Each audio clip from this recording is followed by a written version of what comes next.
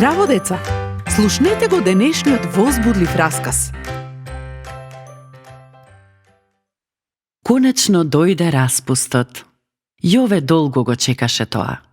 Сакаше да спие и да има многу време за своето хоби. Повеќе денови работеше со ентузијазам, правејќи моделна едрилица. Му беше дури дозволено да оди во работилницата на татко му. Последното што го направи беше да ја обои едрилицата со црвена и сина боја и на сите 3 јарболи да закачи бели едра. Гордо отиде со својата мала едрилица на брегот и ја пушти да се лизга по брановите. Тој не виде дека го гледа една група момчиња кои му се приближија. Дали сам ја направи едрилицата? Ке ти ја земеме и ке ја пуштиме да отплови. Пред Јове да каже збор, го турнаа во трските. Додека успеа да стане, бандата ја немаше, а и неговата едрилица. Речи си со плачење се врати дома. Ќе ти купам нова едрилица. Но, тато, повеќе би сакал да ја имам она што ја направив сам. Поминаа повеќе недели. Еден ден Јове виде едрилица во излогот на една продавница. Тато, ова е мојата едрилица. Дали го знаеш тоа со сигурност? Да, сигурен сум. Зар не ја гледаш ознаката на крмата?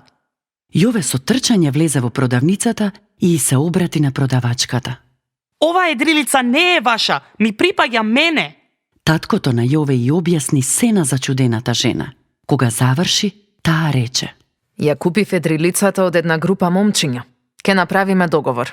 Ке ти ја продадам едрилицата за сумата што ја дадов за неа. Јове се согласи и плати за едрилицата што тој самиот ја направи. На патот кон дома рече: Мала едрилице, сега ми припаѓаш 2 пати. Прво те направив, второ те купив. Дали исто така му припаѓаш 2 пати на Бог? Зошто 2 пати? Па Бог го создал човекот, но потоа човекот се оддалечил од Бог, поради гревот. Кога Исус умрел на крстот, платил со својот живот, за да може повторно да му припаѓаме на Бог. А како можам да знам дали му припаѓам на Бог 2 пати? Замоли го Исус да ти ги прости сите гревови. Замоли го да дојде во твојот живот и тогаш ќе бидеш Божјо дете. Како Божјо дете, му припаѓаш на Бог 2 пати. До следното слушање. Ако сакаш да не контактираш или ако имаш прашање, пиши ни на radio7kids@gmail.com. Чао!